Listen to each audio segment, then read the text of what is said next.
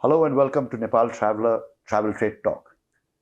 Today we are at the Hyatt Place, now the Hyatt Centric, and we are with the GM, Mr. Varun Talwar, a professional in the hospitality industry for at least 2 decades. He has worked around the globe, he has had global experience, and he was the launch GM of this hotel as well as been the GM for the last 2 years. Welcome to our show, Varun. Thank you. Thank you very much. So to begin with, right now the news is on the transformation to Hyatt centric. What is the significance of all this? Hyatt Place has always been a very select service brand globally.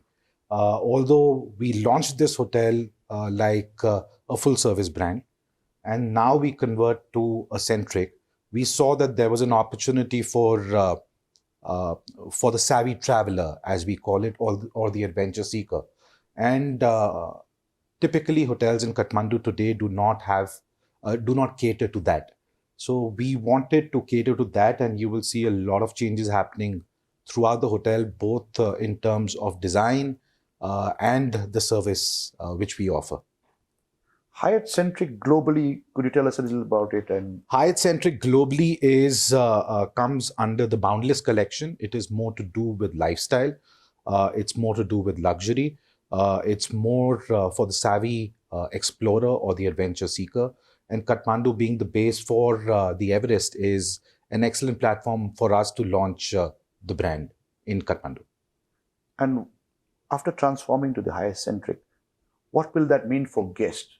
You already have regular guests and a new niche that you'll be creating for yourself. Absolutely, absolutely. So, what for guests, it would be more to do with extended banquet spaces. We come up with a specialty restaurant at the Sky Bar, which would be a typical tapas bar, which converts into a high energy zone towards the evening. Um, you will see an overall in our restaurant spaces, our F&B offerings, the service sequence, plus an extended banquet space. As of now, we are 375 square meters, which is the biggest one. We take it up to almost 600 square meters in the near future. So all of that will happen within the next 4 months, and we are super geared up for it. There's a lot happening in the hospitality sector. As the GM of Hyatt Place and now Centric, how do you look at the last 2 years? You launched post pandemic, and it was a very challenging time. I agree. It was a very, very challenging time for us to compete against hotels which were already set. Uh, Travel agents knew about those hotels, corporates knew about those hotels. It was a challenging time, but touch wood, we've been we've ramped up in a very, very good way in the last 2 years. So 2021 we had launched, which is right after COVID. We saw something called revenge tourism, where the hotels in Kathmandu were full. Um, we've been clocking excellent occupancies, and our F&B offerings are through the roof. We've been sold out. Uh, the month of Feb for us now looks, we start off almost at the 70% occupancy, and the only way to go is up compared to last year. But having said that, I feel it's the ramp up for this hotel has been excellent, and once we convert to a centric brand, it will be even better. You mentioned F&B, and we have seen that there's been a lot of F&B promotions and a lot of unique things. Would you like to comment on what has been happening here and what are the future plans in terms of F&B attracting footfall? So being a different place, we try to do things differently. Um, we try to do things which Kathmandu has not seen before. Uh, we have something which is coming up called Height of Comedy, where we are getting two international artists, partnered up with the Seema Golcha, and we are doing that stand-up comedy, which Kathmandu has not seen before. We've got the iconic La Piazza Festival going on, which is from Hyatt Regency, Delhi. A chef has been flown in, and we've paired it up with some excellent wines. Uh, Moving forward, we plan to continue with our Sundowner at the Sky Bar, which is called Dynamite. We've got another one happening on the 17th. And the idea is to do things differently. We want to be different from the rest of the hotels, what they're doing.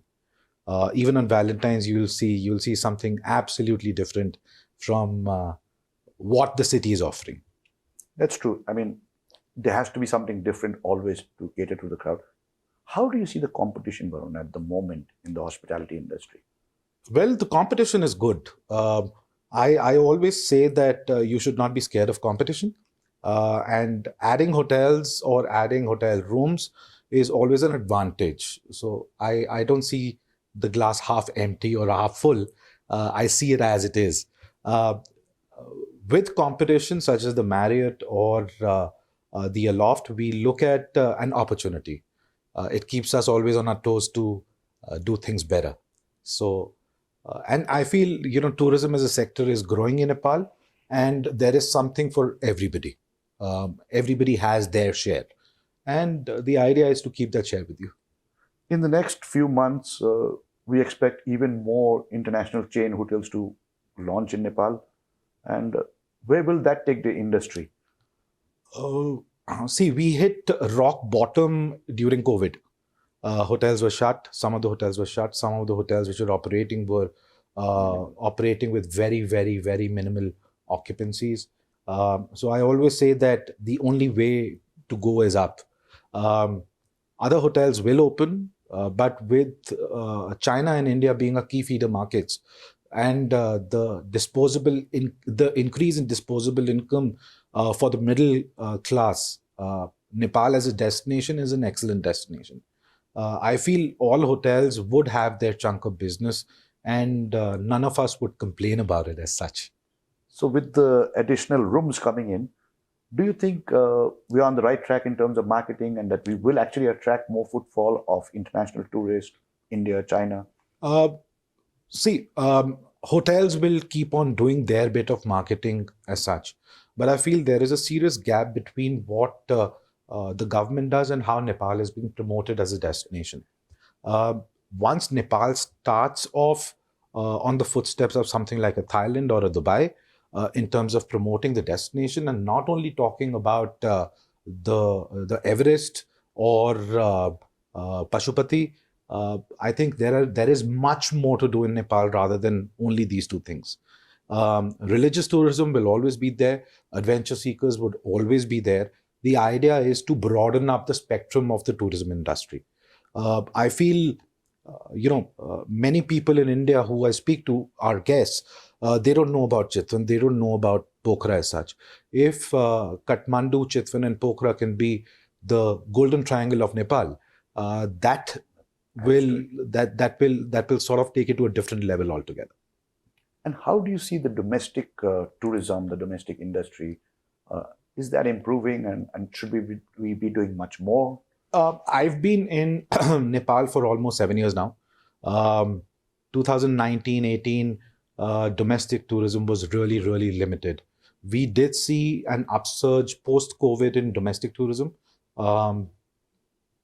Earlier, people were scared to come into hotels, frankly speaking. But today, the domestic tourism has come up in a very big way. But again, it's also to do with the infrastructure, which the government needs to do something about. Somebody coming from a Pokhara and spending 7 hours on the road to come to Kathmandu is a little difficult. And same is the case with our international guests who come and visit Pokhara. For them also, it's a challenge. So I feel the overall infrastructure development will need to increase in the coming future. And obviously, the support of the UN houses, embassies, NGOs, INGOs is always there. That will increase for sure. As a GM, what are the biggest challenges that you face? And I'm sure you also have a lot of meetings among all the GMs. Yes. I mean, what are the 1 or 2 top challenges that as GM, you said this is the main challenge? Well, the biggest challenge which we face as an industry is brain drain. We try to recruit locals. We try to recruit kids from hotel management colleges. They spend a year with us and then they move abroad. So brain drain is something which which affects us a lot.